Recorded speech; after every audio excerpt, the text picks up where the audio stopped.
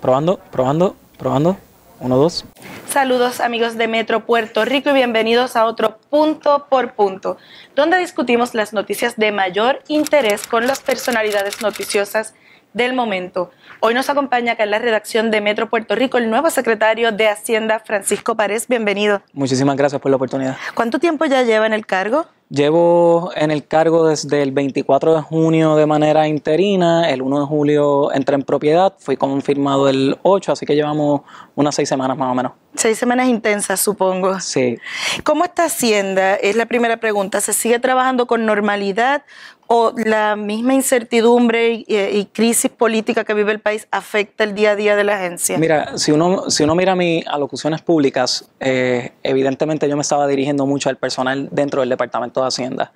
Se habían hecho, ¿verdad?, unas imputaciones que, entre las imputaciones que se hicieron, ¿verdad?, y la manera en que se interpretaron las mismas, pues definitivamente afectaba la cultura de la organización.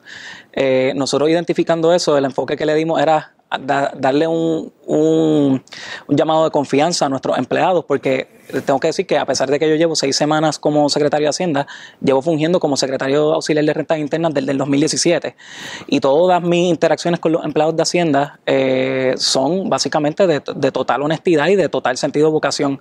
Así que en ese sentido era bien importante para nosotros poder compactar ese sentido de confianza entre empleados de carrera y el grupo gerencial, y eso yo creo que ayudó muchísimo a tener los resultados que tuvimos en el mes de junio y los que hemos estado teniendo en el mes de julio. Así que en ese sentido, a pesar de que hay mucha incertidumbre, ¿verdad?, fuera del alcance del Departamento de Hacienda, tengo que decir que la operación se ha mantenido bastante estable. ¿Ya se pagaron todos los reintegros? Es que nos ha llegado información de personas que le aparece como en proceso. Deben quedar menos de 20,000 personas, okay. 20,000 planillas. Cuando yo comencé habían unas 45,000, ya el proceso se ha ido reduciendo.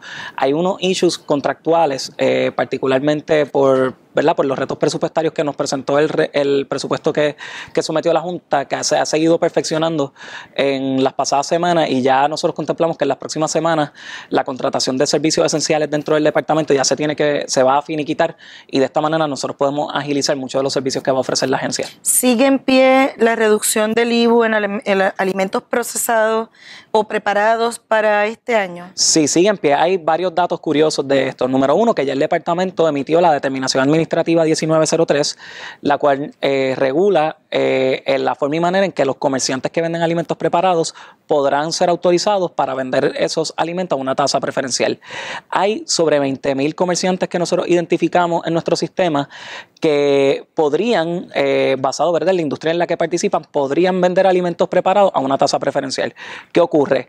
Que solo 3,000 de esos 20,000 cumplen con todos los requisitos que dispone la determinación administrativa. Recordemos que para que un comerciante pueda vender alimentos preparados a una tasa reducida, debe estar en cumplimiento con el Departamento de Hacienda, y eso incluye no tener deudas de ningún tipo contributivo, haber radicado todas sus planillas de IVU y tener un terminal fiscal conectado. O sea, que para que la gente esté clara, no porque vaya a comprar comida que ya está preparada, va a tener la tasa, porque tiene que ese comerciante estar al día con Hacienda. Correcto. ¿Qué está haciendo Hacienda con esto? Está externalizando la fiscalización, donde le permitimos a los ciudadanos que a la hora de hacer negocios con un restaurante o con una persona que se dedica a la venta de alimentos preparados, decida si lo quiere hacer con un contribuyente cumplidor que va a estar señalado, ¿verdad?, por un certificado bastante llamativo en la puerta de su establecimiento, un lugar visible de su establecimiento, o si quiere hacer negocios con una persona que tiene algún tipo de deuda, algún tipo de incumplimiento con el Departamento de Hacienda. Y para repasar los datos, me dijo que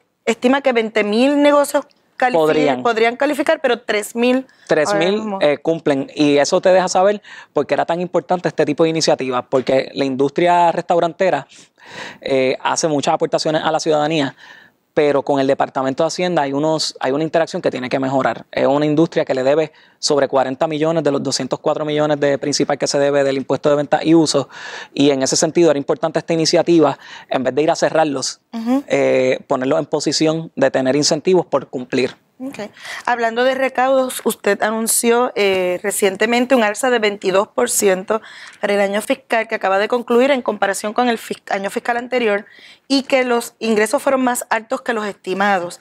¿Qué significa eso en arroz y habichuela? La gente que puede leer eso de momento dice, pues se resolvió el problema, hay chavos para pagar la deuda, para el servicio, o no. Cuéntenos bien. Mira, nos pone en una mejor posición para poder cumplir con las disposiciones del plan fiscal y lo que eventualmente sean las obligaciones del Estado. Definitivamente el que podamos exceder las proyecciones de ingresos nos pone al departamento en una situación ventajosa para poder seguir implementando otras iniciativas del plan fiscal.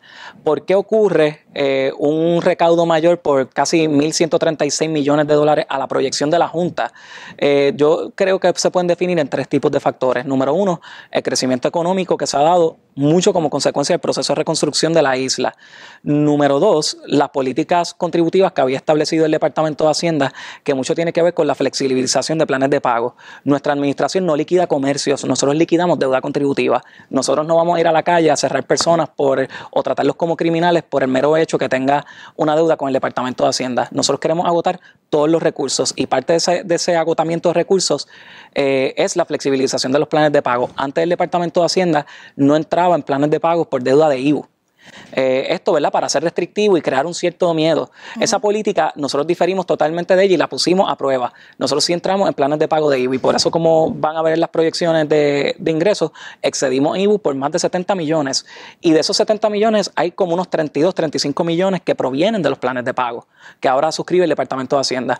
Así que en ese sentido volvemos con la visión de no liquidar comercio, sino de liquidar deuda contributiva.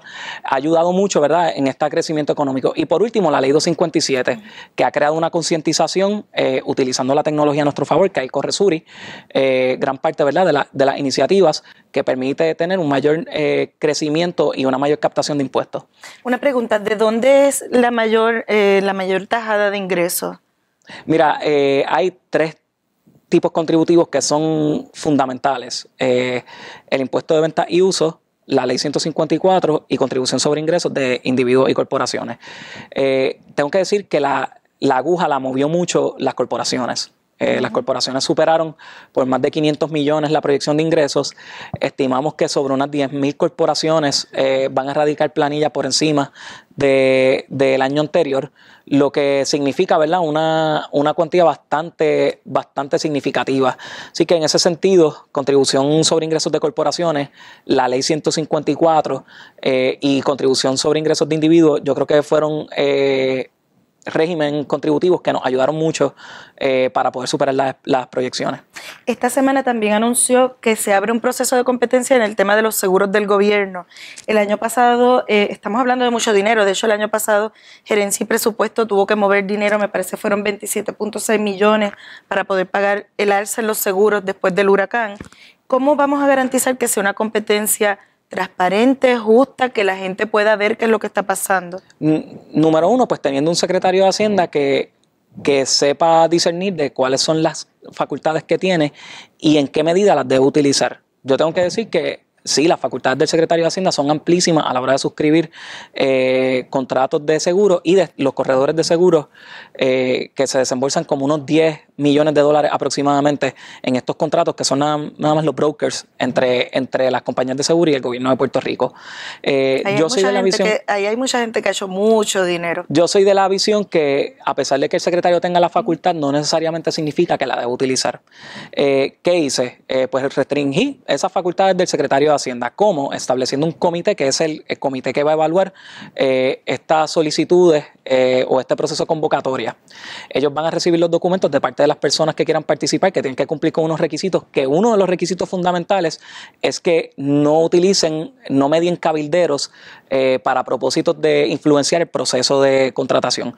Y otra cosa que hice, además de contar con empleados del Departamento de Hacienda como parte del comité, le pedí a la Oficina del Comisionado de Seguros y a la agencia AFAF para que enviaran 2 personas para que formen parte de este comité.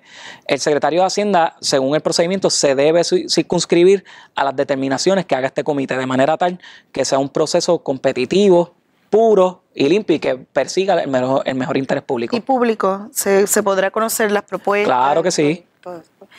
Hacienda tenía 22.2 millones en contratos con BDO. Ya finalmente se cancelaron. ¿Qué firma se quedó entonces con esos contratos? Mira, se utilizaron firmas pequeñas y firmas medianas. Me parece que son cinco firmas que están en el proceso de suscribir contratos. Todavía el Departamento de Hacienda, por issues de cómo la Junta determinó que debería ser el presupuesto de Hacienda, nos impidió poder suscribir contratos con la premura que hubiésemos deseado. Pero básicamente se tomaron estas firmas que hayan tenido experiencia en el pasado con el Departamento de Hacienda o que hayan tenido algún tipo de vínculo con el Departamento de Hacienda o el gobierno de Puerto Rico en años anteriores para utilizar esas personas. Esas personas, tengo que decir que han podido reclutar personal que estaba en el campo trabajando, así que en ese sentido debe haber una continuidad de labores. ¿Usted ha recibido algún tipo de requerimiento de información o documentos por parte de los federales o de la Inspectora General sobre estos contratos de BDO u otros contratos? Hemos recibido requerimientos de información por varias instrumentalidades investigativas. Y esto es para aclararle al pueblo. Sí, yo he dicho que yo no creo que haya una mafia institucional en el Departamento de Hacienda. Número uno, porque en mi criterio una mafia institucional significa que desde el secretario de Hacienda hasta la gente que está en el campo están en un movimiento cónsono para evadir y para corromper el sistema. Y eso no es lo que yo he estado viendo. Sí, hay, como todo, personas que se desvían del mejor interés público y esas personas se investigan y se procesan de tiempo en tiempo. Sin embargo, ¿qué hizo el Departamento de Hacienda? Estableció una cultura de poder compartir toda la información con todas las instrumentalidades investigativas sin reparo alguno. Y eso es lo que hemos estado haciendo con Departamento de Justicia, Oficina de la Inspectora General, que fue la oficina que escogió el gobernador para que hiciera el proceso investigativo que todavía anda en curso. De mi parte, que van a tener un secretario que se toma con mucha seriedad este tipo de imputación y de investigación y que ha dado órdenes categóricas a todos nuestros empleados para que compartan toda la información que sepan. ¿Usted forma parte del Comité Anticorrupción? Correcto. ¿Y ya participó de la reunión? Sí, participé de mi primera reunión, correcto. ¿Qué ha pasado con los contratos de tecnología? Ahí también hubo mucha discusión pública, se levantó bandera desde el 2017, luego a inicios de año hicieron más ruido con la salida de Teresita Fuentes como secretaria. Entiendo que cancelaron los de Virtus y Optima, pero ¿qué ha pasado con el de OPG Technology, que era para la venta de sellos y comprobantes? Mira, el caso de OPG Technology fue un caso que la secretaria Fuentes refirió a auditoría interna.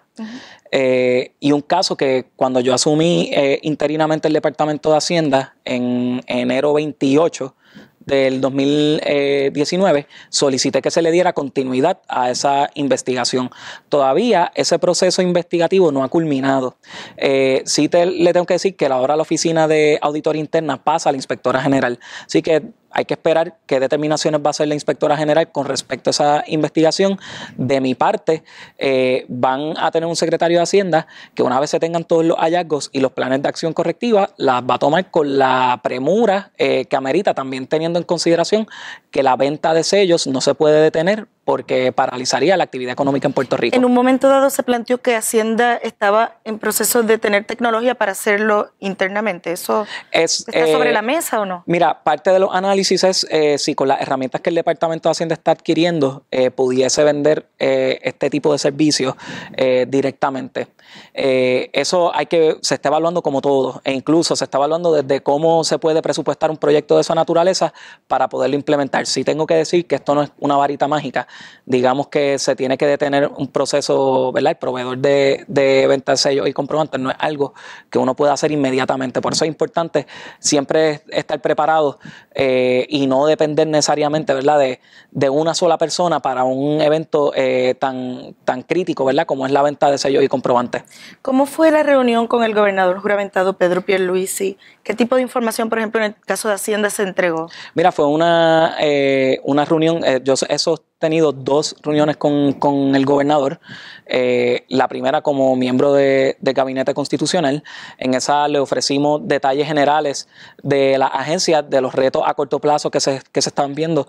Veo un gobernador que está sumamente preocupado o ocupado con que haya una continuidad en las operaciones ¿verdad? Del gobierno de Puerto Rico.